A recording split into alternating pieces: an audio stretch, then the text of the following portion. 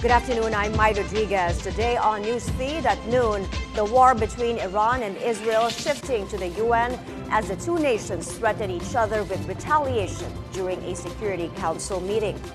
2 days after leaving the Philippine area of responsibility, Typhoon Julian returns. Tokyo beefing up its flood defenses, digging once more for tunnels and drainage channels as it battles climate change. And scientists say they now know why people are captivated by one of the world's most popular paintings, The Girl with a Pearl Earring. Thank you for joining us. Israel launches fresh strikes against Iran-backed Hezbollah militants in Lebanon, defying calls for an immediate ceasefire. As fears of an all-out war in the Middle East grow, Israel and Iran take their battle to the United Nations. Eugene Adalia gives us details. And let me assure you, the consequences Iran will face for their actions will be far greater than they could ever have imagined. The regime is pushing the region to the edge of an all-out, unprecedented catastrophe. Israel has no intention to pursue peace or a ceasefire. The war between Israel and Iran shifts to the United Nations. As the Security Council meets on the spiraling tensions in the Middle East, Israel and Iran threaten each other with retaliation. Iran's missile strike were a necessary and proportionate response to Israeli continued terrorist aggressive acts over the past 2 months. Iran on Tuesday fired over 180 ballistic missiles into Israel. Most of the missiles were intercepted with the help of Israel's closest ally, the United States. Our actions have been defensive in nature. Let me be clear. The Iranian regime will be held responsible for its actions, and we strongly warn against Iran or its proxies taking actions against the United States or for their actions against Israel. But while Israel has the right to defend itself, U.S. President Biden says he will not support any Israeli strike aimed at wiping out Iran's nuclear facilities. Look, I called a meeting of the G7 today. We're working on a joint statement all of us agree on, from Japan to France to Germany to etc. And what we're doing in that regard is we're making it clear that there are things that have to be done. And it's obviously Iran has gone way it's way off court. We'll be discussing with the Israelis what they're going to do, but all 7 of us agree that they have a right to respond, but they should respond in proportion. Iran says the only way to avoid further escalation is for Israel to stop the wars in Gaza and Lebanon. Highly unlikely, though, as Israel is bent on seeking retribution. Now the world must step up. Iran must pay a heavy price for this attack. Anything less is complicity. Eugene Adalia, BNC. UN Secretary General Antonio Guterres barred from entering Israel. Israel's foreign minister says the UN chief has been declared persona non grata because he has not unequivocally condemned Iran's missile attack on Israel. He adds Guterres has also yet to denounce the murders committed by Hamas in October last year, nor has he led any effort to declare Hamas a terrorist organization. U.S. officials, though, are not in favor of Israel's move. The UN, when it's acting at its best, can play an important role for security and stability. So we think it's important that Israel be able to engage with the UN. One of the things we've always said that Israel needs to be cognizant of throughout this conflict is its standing in the world. And steps like this are not productive to improving its standing in the world. As tensions escalate in the Middle East, the Philippine government is organizing chartered flights to repatriate more Filipinos in Lebanon. On BNC's agenda, Migrant Workers Undersecretary Bernard Olalla said a batch of around 200 Filipinos will be flown home soon. Malaki po ang tsansa na mailikas po natin sila dahil po nakikipag-ugnayan po tayo sa Lebanese government at tayo po may kinakausap na na chartered flight, ika nga, inaantay na lang po natin yung pagpapabilis sa pagpoproseso ng exit permits po nila at sana mabigyan po tayo ng landing rights. There are around 11,000 Filipinos in Lebanon. Only about 500 have returned home so far.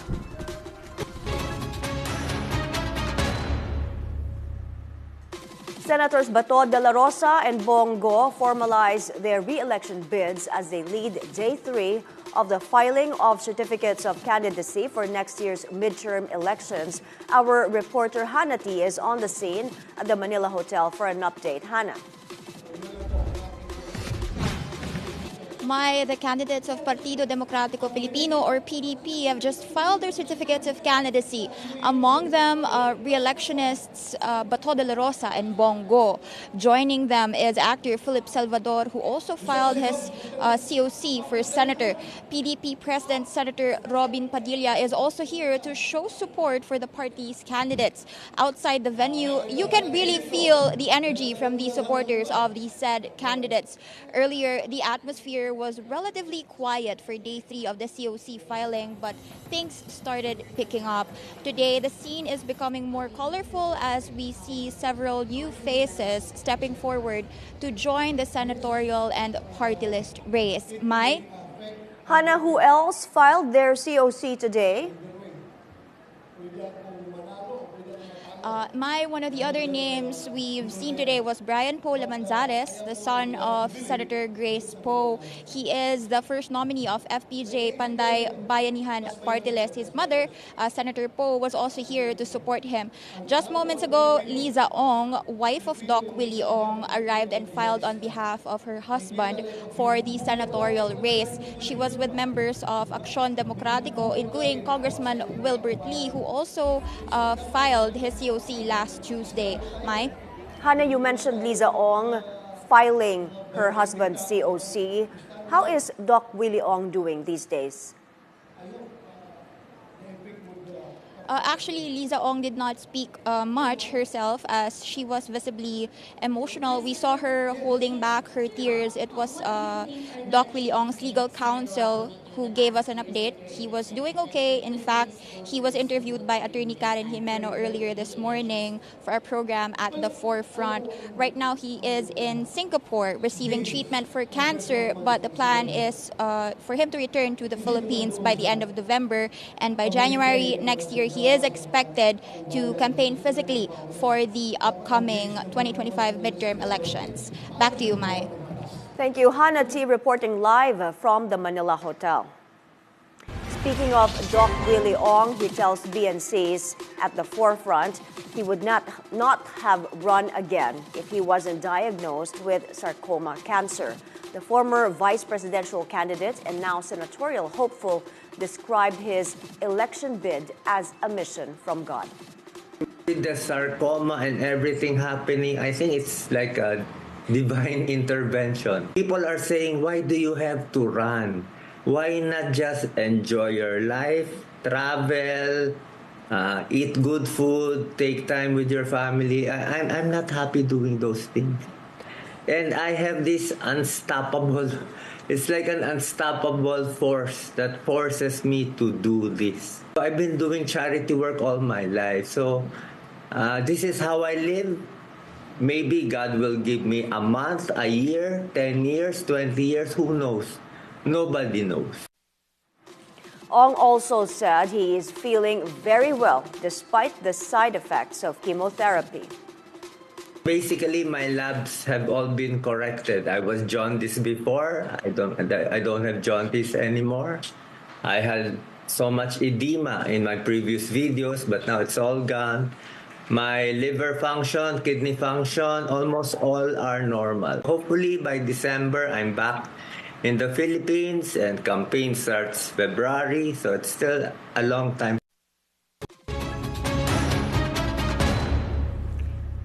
President Bongbong Marcos and First Lady Liza Araneta Marcos bring their Lab for All caravan to Pasig City. Our reporter Agatha Gregorio is on the scene for details. Agatha, go ahead. My free medical service for all, that's the promise made here at Rizal High School thanks to the launch of the Lab for All program attended by President Bongbong Marcos. Mr. Marcos led the turnover of 3 mobile vans meant for laboratory, medication, and consultation. And these were given to Pasig, Tacloban, and Santa Catalina. But these are not solely for healthcare, as Lab for All aims to bring other government services closer to people, including the Commission on Higher Education Scholarships and the National Housing Authority and Pag-ibig's housing project. The president added there are over 7,000 geographically disadvantaged areas in the Philippines, and this program looks to make healthcare accessible to more of these places. President Marcos talked about other initiatives meant to boost healthcare accessibility. Inilusad ng DOH ang bagong urgent care and ambulatory service centers o tawag namin bukas. Ito ay nagbibigay ng preventive, diagnostic, curative primary care service sa iba't ibang parte ng ating bansa. Part of this initiative is the allocation of mobile vans with various medical equipment, such as X-ray machines and cholesterol monitors. After the event, Mr. Marcos also talked about the activities in Taal, saying they are simply monitoring the situation now, as there are already directives in place when it comes to natural disasters. Mai? Agatha, how did Pasig officials react to this event, considering it's apparently the first Lab for All launch attended by the first couple? Well, Mai, the office of the First Lady, Liza Araneta Marcos, which headed Lab for All, received plenty of thanks from Pasig City Representative Roman Romulo. And we also saw other officials expressing support in the event, and that includes Pasig Mayor Vico Soto, Health Secretary Ted Herbosa, and Interior Secretary Benher Abalos. Back to you, Mai. Thank you, Agatha Gregorio, reporting from Pasig. Up next on Newsfeed at noon, King Charles still has it as he shows off his Samoan dance moves at a glitzy palace reception in London. Keep it here on BNC.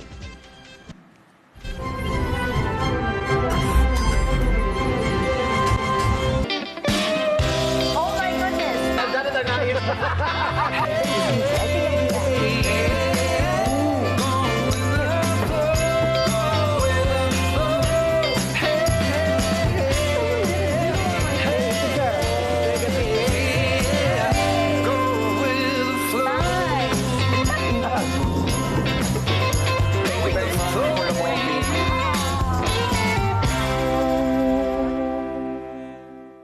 This is the scorecard where you score the latest news and in-depth views. I'm Anton Rojas, and this is tonight's roundup. On the scorecard tonight, feel like you're somebody who has that desire. Tell us about your experience. Get ready for a thrilling clash, thrilling hostilities, and keep your eyes on the prize. Sports is our business, and business is our sport. This has been the scorecard. 10 p.m. on BNC, the Billionario News Channel.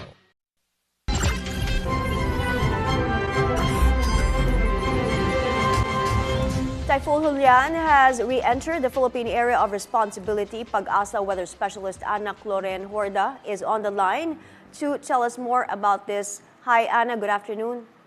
Yes, good afternoon, Ma'am Mai. Can you give us the forecast po with Julian re-entering PAR? Yes, for this tropical cyclone Julian was estimated at around 245 kilometers northwest of Bayat Batanes, and we're expecting that this tropical cyclone or this Typhoon Julian may possibly landfall over Taiwan area this afternoon. So the Taiwan and the Batanes area is close or malapit po sa isa't isa, so that's why we still have tropical cyclone wind signal number 1 over Batanes, especially over Dait Bayat Island. And but this tropical cyclone is nasan po natin na magkakaroon ng interaction with the landmass of Taiwan. That's why we're expecting that this Typhoon Julian may weaken into a severe tropical storm in the next 12 hours and may become a low pressure area in the next 24 hours. That's why we advise the public to continue monitoring for the updates. Ana, makaka-apekto pa ba si Julian sa habagat? Si Julian po wala ho itong direct effect sa southwest monsoon or habagat. Yung direct effect na lamang po yung na-affect or yung nagpapaulan po sa may Batanes area is direct effect lamang po nitong bagyong si Julian. Alright, maraming salamat. Pag-asa weather specialist Ana Cloren Horda. Turning now to the U.S. as the devastation left by Hurricane Helene becomes clearer. President Joe Biden seeing the damage in the Carolinas firsthand. Biden first visited South Carolina, where he joined an aerial survey of Helene's aftermath in the city of Greenville. The storm killed at least 160 people across the southeastern U.S. Over 1 million more are still without power. Biden also went to North Carolina for a situation briefing. There, he thanked state officials for setting aside politics in responding to the disaster. So I'm here to say the United States, the nation, has your back. The nation has your back. We're not leaving until you're back on your feet completely. My heart goes out to everyone who has experienced the unthinkable loss, but we're here for you. And I want to thank Republican Governor of South Carolina and the Democratic Governor of North Carolina and all the elected officials who focused on the task at hand. In a moment like this, we put politics aside. At least we should put it all aside, and we have here. There are no Democrats or Republicans, only Americans. U.S. Vice President Kamala Harris visits Georgia, another state hit hard by Hurricane Helene. Harris met with storm victims and government officials, assuring them of federal funds to cover the cost of rebuilding. She also announced a $750 aid for each individual affected by the disaster. I am here to personally take a look at the devastation, which is extraordinary, and it is particularly devastating in terms of the loss of life that this community has experienced, the loss of normalcy, and the loss of critical resources. The President and I have been paying close attention from the beginning to what we need to do to make sure the federal resources hit the ground as quickly as possible. Even Tokyo's world-class flood defenses are not spared from the threat of climate change. Last month, a record amount of rain triggered deadly floods in Japan. And now, deep below the streets of Tokyo, a colossal tunneling machine is doing the work, laying concrete walls as it goes. The tunnel is designed to capture vast amounts of rain that might otherwise flood the homes above. Tokyo already has a vast underground chamber called Cathedral that captures rainwater. It has the capacity to hold nearly 100 Olympic-sized swimming pools of water. But like much of the world, Japan is coping with unprecedented weather due to climate change, forcing it to dig once more.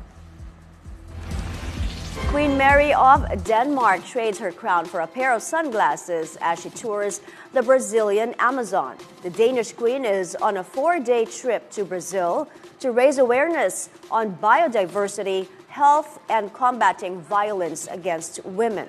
She also toured the Museum of the Amazon and its botanical garden, exchanging insights with staff and taking in the view. More royal news as King Charles gets a Samoan dancing lesson ahead of his trip to the Pacific nation for the Commonwealth Heads of Government meeting. The king showed off his moves at a reception at St. James Palace in London. The event was attended by notable guests, including actress Cate Blanchett and iconic singer Grace Jones. As the host of the Commonwealth Head of Countries, we're here to to keep a bit of taste to the king, what he expects to get back home. A lot of dancing, a lot of laughing, a lot of. I guess being from Jamaica originally, I believe that it has its positives. For years, there is stabilization there, and I'm not going to get political, but I think it's a very good thing if you can bring people together in a positive way.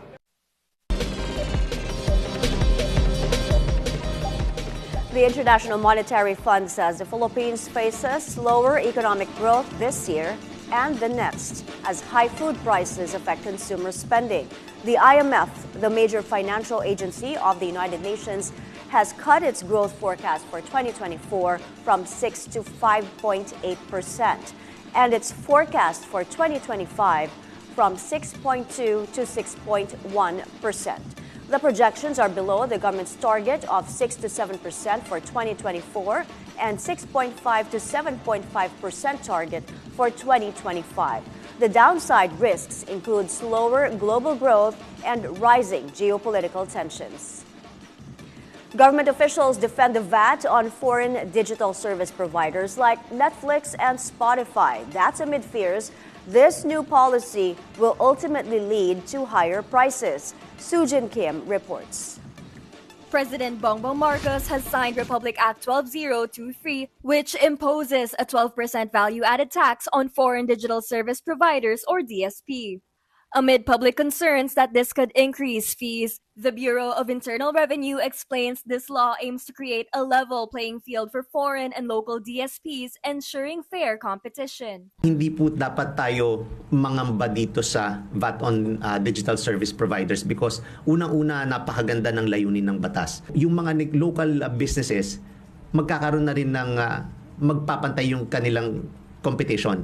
Unlike before, they're at a competitive disadvantage. BIR Commissioner Romeo Lumagi Jr. adds the law will only apply to companies earning at least 3 million pesos annually.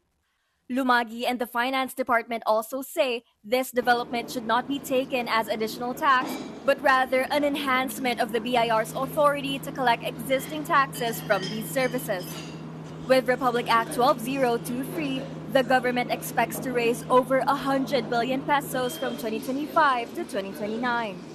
5% of the revenue will be allocated to the creatives industry, while the remaining will be put to social welfare services and infrastructure projects.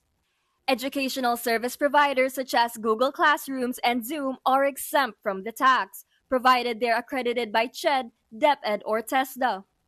Lumagi says major DSPs like Netflix, YouTube, and Spotify are not raising objections. They're positive about it. They committed na magko-comply sila sa batas na to at magre-register. So we're hoping na magiging mataas ang compliance nito as far as yung mga popular digital service providers are concerned na mga nakalista dyan. We're expecting na maganda yung magiging compliance nila. Meanwhile, the DOF issued a warning against violators. The BIR has the power to suspend the operations or block the websites or platforms of these digital service providers if they do not comply with the requirements of the law. For Senate Ways and Means Committee Chair Win Gatchalian, this law is crucial in ensuring the government can collect from foreign DSPs, which should have been done before. Similarly, Philippine Retail Association President Roberto Claudio lauded the government's move, saying it will substantially boost tax revenue for the government's social and educational programs. Sujin Kim, BNC. One of the world's most popular paintings on display at a museum in The Hague has for centuries captivated those coming to view her, and scientists say they now know why.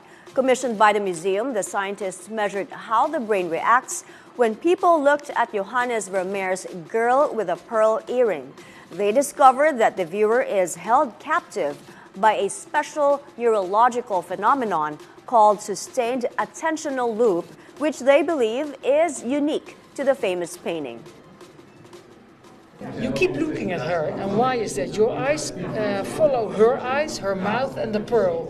So there's kind of triangle, and as long as you keep looking, you are getting more interested.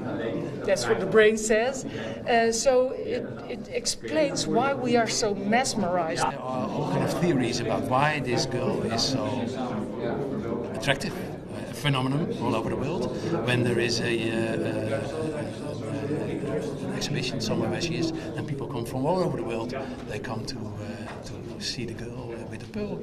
So she draws attention, obviously, but she draws tremendous attention.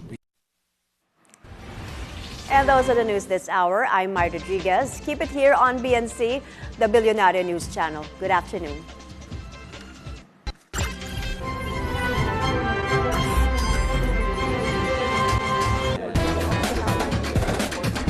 no authorization. We hope and pray that it will not. Thanks for having me here. Our frustrated myself, basically. We always say that.